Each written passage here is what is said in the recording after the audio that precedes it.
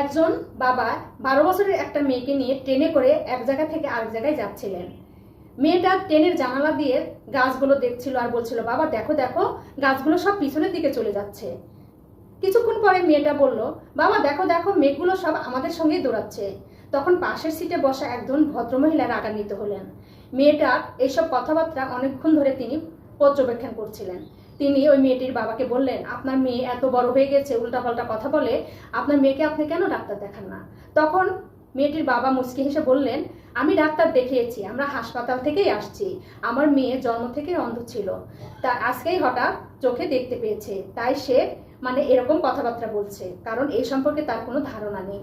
বন্ধুরা, যার যার জীবনের গল্প কিন্তু আলাদা হতে পারে, তাই হঠাৎ কোনো মানুষকে দেখে তার সম্পর্কে সমালোচনা করা বা মন্তব্য করা কিন্তু উচিত নয়। আপনার জীবনের গল্প হয়তো একরকম, আমার জীবনের গল্প হয়তো আর এক রকম, তাই কারো সম্পর্কে কিছু না জেনে হঠাৎ কোনো মন্তব্য করা আমাদের কারোরই উচিত হবে না।